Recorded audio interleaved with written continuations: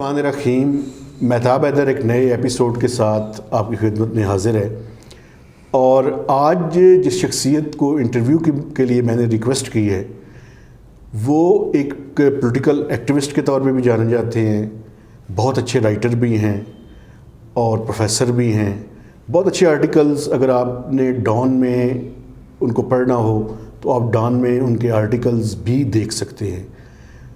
اور جب بھی پاکستان میں کوئی پولیٹیکل سٹرگل کے بارے میں میرے ذہن میں کوئی پکچر بنتی ہے تو جن لوگوں کے میرے ذہن میں ایک تصویر سامنے آتی ہے ان میں پروفیسر عاصم سجاد صاحب بھی شامل ہیں، کیونکہ میں نے جب مشرف کے خلاف ہم جرنلسٹ اور باقی سول سوسائٹی کے لوگ اسلام آباد کی سڑکوں کے اوپر تھے تو یہ وہ لوگ ہیں جو سب سے آگے تھے اس ساری جدوجہد کے اندر۔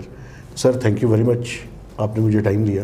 بہت شکریہ سر، سب سے پہلے تھوڑا سا اپنے کیریئر کے بارے میں تھوڑا سا بتائیں اور تھوڑا سا اپنی جو پولیٹیکل اینگل سے آپ نے اسٹرگل کی ہے اس کے بارے میں تھوڑا سا بتائیں تاکہ میرے دیکھنے والوں کو جو ہے وہ آپ کے بارے میں جاننے میں بھی مدد مل سکے، اور دوسرا پاکستان میں لوگوں کو ایک موٹیویشن بھی مل سکے، کیونکہ ہم بڑے ڈورمٹ ہوتے جا رہے ہیں، بس سب ٹھیک ہے کہنے کی کوشش کر رہے ہیں، حالانکہ سب ٹھیک نہیں ہے۔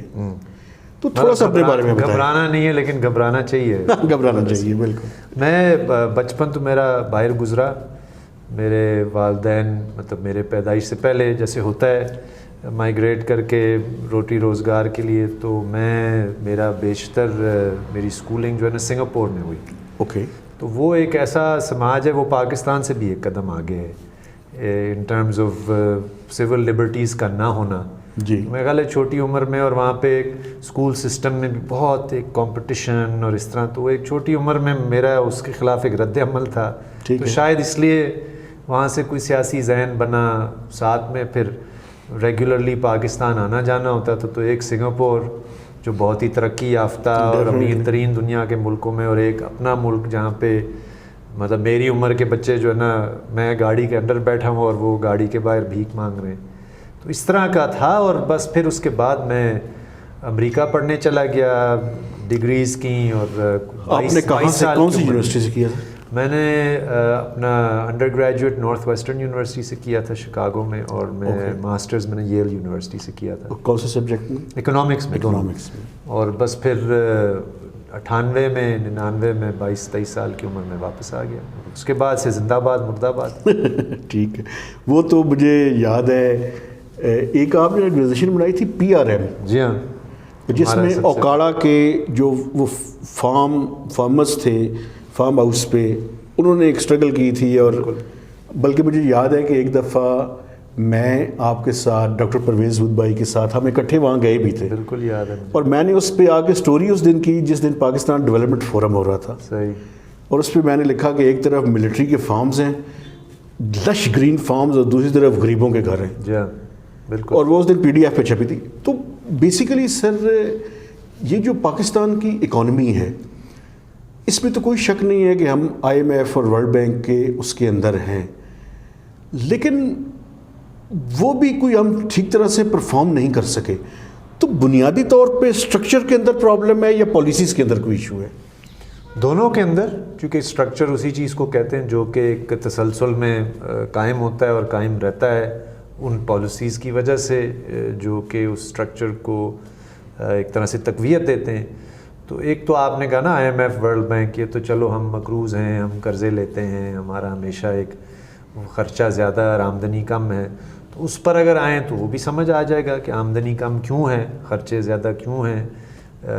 نان ڈیولپمنٹ ایکسپینڈیچرز ہمارے ہمیشہ مطلب اخراجات کی اکثریت اس میں دفاع ہو یا قرضوں کی واپسی ہو یا گورنمنٹ اوور ہیڈس ہوں، اور آمدنی اگین ہمارا ٹیکس بیس نیرو ہے۔ ہم نے وہی IMF ورلڈ بینک کے کہنے پہ مطلب ہے جو بھی ایک زمانے میں پروٹیکشنز تھیں، ٹیرفز تھیں، وہ ختم کر دیں، جو ہم تھوڑی بہت آمدنی ادھر سے کماتے تھے، اور اب وہ تو ایک پرانی کہانی بھی ہے۔ اب آپ دیکھیں ہم دنیا کے ان ملکوں میں جو سب سے منافع بخش سیکٹر ہے ریئل اسٹیٹ کا، اس کو ہم ٹیکس کرتے نہیں ہیں، وہ بالکل ان ریگولیٹڈ ہے۔ تو یہاں پہ پیسہ موجود ہے، وسائل موجود ہیں، یعنی کسی وجہ سے ہم کسی ملٹی نیشنل کو بلاتے ہیں نا کہ آپ سونا چاندی کاپر باکسائٹ آئرن اور کی ڈرلنگ کریں, آپ کوئلے کی مائننگ کریں, وسائل بھی بہت ہیں یہاں پہ, مطلب ذہانت بھی ہے یہاں پہ, پیسہ بھی ہے, لیکن سٹرکچر اور پھر پالیسیاں وہی ایک ایلیٹ ڈومینیٹڈ ہے اشرافیہ کے لیے, اور اشرافیہ ہی وہ بناتے ہیں. سر یہ پاکستان میں اشرافیہ جو ہے یعنی ایلیٹس کیپچر جو ہے, اس کا کوئی سلوشن بھی ہے؟ چونکہ پولیٹیکلی ہم ایک قدم آگے جاتے ہیں تو 4 قدم پھر پیچھے آ جاتے ہیں, تو اس سے نکلنے کا کیا طریقہ ہوگا؟ دیکھیں اگر اس میں ہمیں تاریخ میں جانا پڑے گا کہ ایک واحد دور تھا پاکستان کی تاریخ میں جب آپ کو نظر آتا ہے کہ 3 دفعہ 12 سال کے اندر میں زرعی اصلاحات بھی ہوتے ہیں. جی اچھا, مطلب ہے صنعت کاروں کی نسبت مزدوروں کے لیے قانون سازی بنائی جاتی ہے. آپ بھٹو صاحب کے زمانے کی بات کریں؟ میں مطلب بھٹو صاحب کی زمانے کا میرے لیے اہم اتنا نہیں ہے, میرے لیے اہم اتنا ہے, یہ زیادہ اہم ہے کہ بھٹو صاحب کے اس دور میں یا اس سے پہلے بھی سماج کے اندر ایک یعنی کہ سیاسی جد و جہد تھی نا, جہاں سے آپ نے شروع کی. جی, مزدور منظم تھے ٹریڈ یونینز میں, کسانوں کی تنظیمیں تھیں, یعنی کہ ایک عمومی فضا تھی, اور وہ یعنی کہ ایک فضا ہی تھی, یا وہ آپ کہہ لیں کہ نیچے سے جو دباؤ ہی تھا, جس کی وجہ سے بھٹو صاحب تو ایک شخص تھے نا. یا آپ دیکھیں پیپلز پارٹی کے ساتھ ساتھ ایکچولی اس زمانے میں میرے نزدیک تو زیادہ فعال تنظیم تو نیشنل عوامی پارٹی تھی. جی اس کا بھی پروگرام, اس کا بھی آپ پروگرام دیکھیں تو یہی left of centre pro people اس کے ڈیمینشنز تھے. تو وہ ضیاء الحق کے زمانے کے بعد وہ سارا جو نچلا ایک طبقاتی ایک ابھار ہے یا دباؤ ہے وہ ختم کر دیا جاتا ہے. اس کے بعد سے بس ایک ہی اصول ہے ہماری سیاسی نظام میں کہ اسٹیبلشمنٹ کو اس بار کون خوش کرے گا, ان کو حکومت مل جاتی ہے, اور وہ آگے پھر وہی معاشی پالیسیوں کو اپناتے ہیں. تو اس سارے جس کو میری گو راؤنڈ آپ کہہ لیں نا کہ بار بار وہی ہوتا ہے, بار بار وہی ہوتا ہے, اب تازہ ترین پھر سے شروع, جس کو ہم نے کہا سیم پیج پہ تھے ان کا بھی سیم پیج اب نظر آ رہا ہے, سیم پیج ختم ہو گیا. جی ہاں, تو وہ یہ کبھی ختم نہیں ہوگا انٹل کہ وہ نیچے سے وہ ایک متبادل آپ کہہ لیں کہ سیاست کی بنیاد موجود ہو, پھر ہی آپ کوئی توقع رکھ سکتے ہیں کہ کسی اور طرح کی پالیسیاں بنیں گی. کوئی توقع ہے سر؟ دیکھیں ہمارے جیسے آپ کے سامنے ہمارے جیسے لوگ کوشش تو کرتے رہتے ہیں. میں یہ ضرور کہوں گا کہ جس زمانے کی آپ نے بات کی, جب میں واپس آیا تھا پڑھنے کے بعد لیٹ 90s ارلی 2000s, اس کی نسبت آج نوجوانوں میں زیادہ شعور ہے. آپ کو سوشل میڈیا میں بھی وہ ظاہر ہو جاتی ہے, وقتاً فوقتاً ابھرنے والی تحریکوں میں بھی ظاہر ہو جاتا ہے, لیکن وہ ابھی منظم نہیں, یعنی کہ وہ ایگزسٹ کرتا ہے وہ سینٹیمنٹ, لیکن وہ ایک سیاسی جس کو کہتے ہیں نا منظم سیاست کی شکل میں موجود نہیں. اچھا, کچھ عرصہ پہلے سر, کچھ عرصہ پہلے ایک تھوڑا سا ابھار آتا ہے, مثلا لاہور کی ایک یونیورسٹی سے ایک جو ہے وہ چنگاری سی نکلی, اور اس طرح سے محسوس ہو رہا تھا کہ پاکستان میں شاید کوئی بڑی تبدیلی آنے والی ہے, لیکن وہ دوبارہ سے نکلا پھر ختم ہو گیا. تو یہ کیا تھا؟ نہیں وہ دیکھیں نا, اس کی وجہ میں نے آپ کو کہنا کہ وہ اظہار موجود ہے, وہ سینٹیمنٹ موجود ہے. ایکچولی وہ وہی سینٹیمنٹ ہے, اگر تھوڑا سا ہم اس سے فرق ہے, لیکن سینٹیمنٹ وہ ہے جو کہ جب عمران خان اقتدار میں نہیں تھے تو بہت سارے نوجوانوں نے ان سے توقعات وابستہ کی تھیں. جی بالکل. تصور ہے نا کہ جی کوئی نیا ہوگا, کوئی متبادل آئے گا, یہ وہی جماعتیں اور وہی چیزیں نہیں ہوں.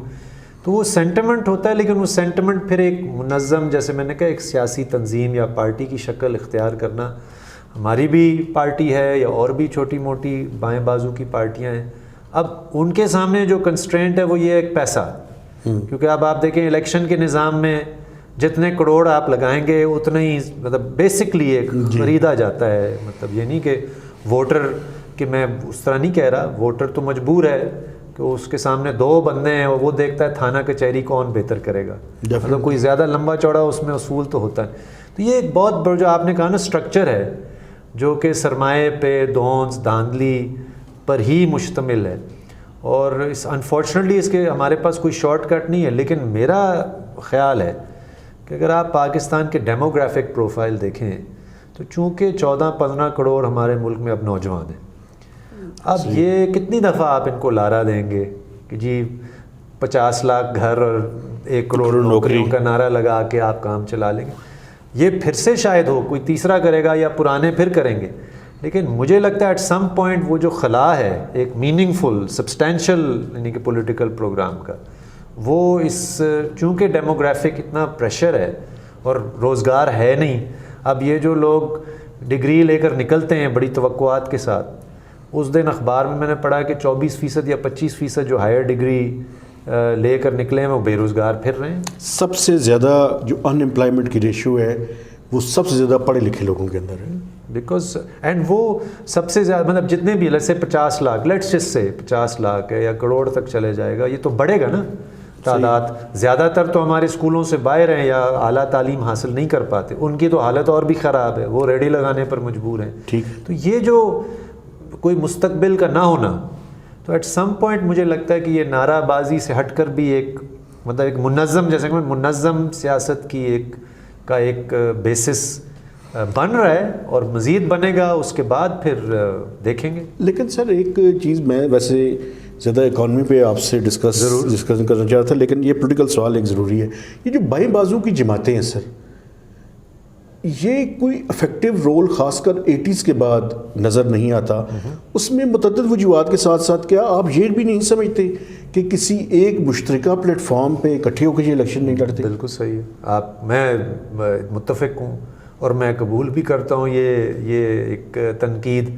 اگر اب تو خیر نہیں ہے، لیکن اگر 2002 میں متحدہ مجلس عمل بن سکتا ہے جی، اور تمام وہ مذہبی جماعتیں جو کہ ویسے تو ایک دوسرے کو دیکھنا پسند نہیں کرتے، بالکل وہ اکٹھے ہو سکتے ہیں، تو اگر پروگریسو نہیں ہوں گے تو پھر ظاہر ہے وہ اپنے پاؤں پہ کلہاڑا مارنے والی بات ہے.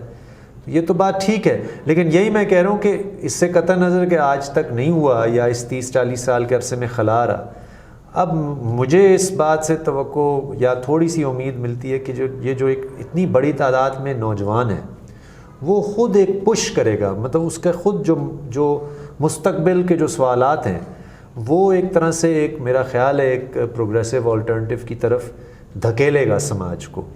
اور اس میں ہوپ فلی جو سوچنے سمجھنے والے باشعور جو سیاست یا کم از کم سیاست کو کاروبار نہیں مقدس چیز سمجھنے والے لوگ وہ پھر اکٹھے بھی ہوں گے.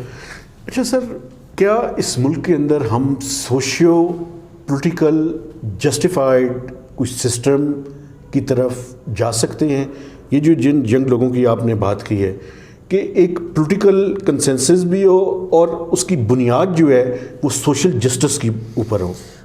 صاف ظاہر ہے میری تو اور ہمارے جیسے لوگوں کا تو مقصد ہی یہی ہے، ورنہ ہم کیوں سیاسی جد و جہد کریں؟ بالکل صحیح ہے. اس میں سے ہم کچھ کماتے تو ہیں نہیں، ڈنڈے سوٹے ہی کماتے ہیں یا مختلف طرح کے نقصانات ہی کماتے ہیں.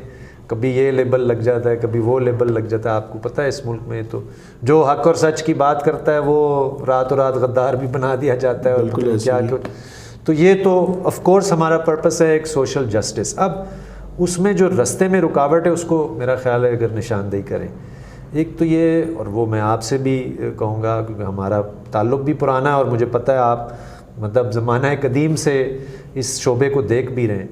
آپ مثال کے طور پہ ہمارا جو عمومی جو تصور ہے ڈیولپمنٹ کا، جی، جو کہ کہنے کے لیے تو بڑا شاندار لفظ ہے اور ہم سب وہی آپ والی بات سب چاہیں گے کہ سب کو ڈیولپمنٹ ملے، لیکن ہماری ڈیولپمنٹ ایک تو اب وہ منسلک ہو گئی ہے ڈسپوزیشن کے ساتھ. جی، آپ ڈیولپمنٹ اگر بیریا ٹاؤن کو ہی کہیں گے اور اس سے پھر آپ گیٹڈ کمیونٹی ان گنت لوگوں کو بے دخل کریں گے تو پھر تو یہ ڈیولپمنٹ تو ایک طبقے کے لیے ہوگا، دوسرے سوشل جسٹس والی بات تو ختم ہو گئی. تو ایک تو ہمیں اس کے ساتھ نیگوشیٹ کرنا پڑے گا. اسی کے ساتھ جڑا ہوا سوال ایکالوجی کا بھی ہے جو کہ ایک بڑا معاشی سوال ہے. جی، دنیا بھر میں اگر آپ نیچرل ریسورسز کو بے دردی سے بس ایکسپلائٹ کرتے جائیں گے تو آنے والی نسل کہاں سے کھائے گی پیے گی؟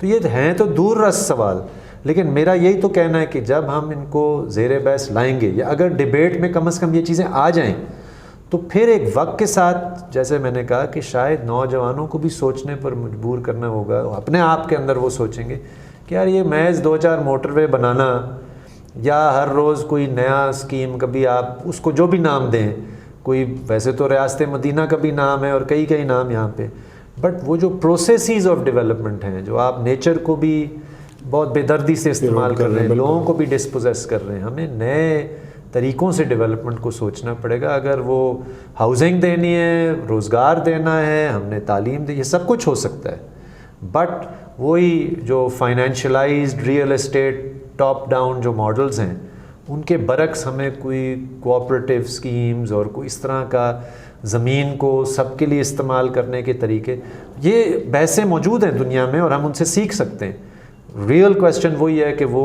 مین اسٹریم میں یہ ڈیبیٹ لائی جا رہا ہے۔ آپ جیسے لوگ تو پھر بھی کر لیں، ورنہ تو ٹی وی ٹاک شو پہ تو سوائے کیچڑ اچھالنے کا تو کوئی معیار ہی نہیں ہے۔ سر یہ بالکل آپ ٹھیک کہہ رہے ہیں، ہمارے اوپر بھی یہ کرٹیسزم ہے، اب ٹھیک بات ہے آپ کی، لیکن آپ یہ نہیں سمجھتے کہ یہ پاپولیشن جو ہے یہ ایک ڈویڈنڈ کے بجائے یہ بھی ایک پرابلم میں ہم کنورٹ کر رہے ہیں اس کو؟ ظاہر ہے پاپولیشن تو ہماری بہت بڑی ہے اور پاپولیشن گروتھ ریٹ بھی بہت زیادہ ہے جی، اس میں بھی ہم اپنے ہی جو بوئے ہوئے بیج ہیں وہ ہم اس کو اب سو کر رہے ہیں۔ اب دیکھیں نا دنیا میں ہمارے جیسے ملکوں میں، بنگلہ دیش دیکھ لیں یا دوسرے ملکوں میں، اور یہ دنیا میں اگین ان ایکنامکس یہ ایک طے شدہ اسکالرشپ میں ایک اصول ہے کہ عورت پڑھی لکھی ہوگی تو برتھ ریٹ کم ہوگا۔ تو ہم اب کہیں عورت نہ پڑھے یا اسکول نہ جائے اور پھر برتھ ریٹ بھی ہم کنٹرول کرنا چاہیں، ہم کہیں کہ جی اسی ہمارا ایک اٹھ پٹانگ تصور ہوتا ہے ہر چیز میں، بس جلد بازی میں ہم کہیں کہ یہ بھی اب یہ ختم تو نہیں، ہم پاپولیشن گروتھ کو ایک اچانک تو نہیں قابو کر سکتے۔ اس کے لیے جو لوازمات ہیں وہ ہمیں آج سے سوچنے پڑے۔ یہ ذرا میں نے اس لیے کہا کہ لانگ ٹرم اگر تھوڑا سا ہماری ویژن بنے تو پھر تو آپ آج سے 15-20 سال بعد شاید کچھ نظر آپ کو آئے، لیکن اگر ہر بندہ آگے کہے کہ میں 45 دن میں کرپشن ختم کر دوں گا جادو کی چھڑی سے، یا میں اس کو برا کہہ کے میں اچھا ہوں اور بس آپ میرے پیچھے چلیں میں ڈگڈگی بجاؤں گا، تو یہ تو ڈیبیٹ کا نہ ہونا ہے نا۔ اور ہر چیز، ہر لانگ ٹرم ایشو کا ایک شارٹ ٹرم حل نکالنے سے وہ مزید مسئلہ بگڑ جاتا ہے۔ جی ہاں سر، ایک وقفہ لیتے ہیں، وقفے کے بعد آپ ہمارے ساتھ ہی رہیں، وقفے کے بعد دوبارہ حاضر ہوتے ہیں۔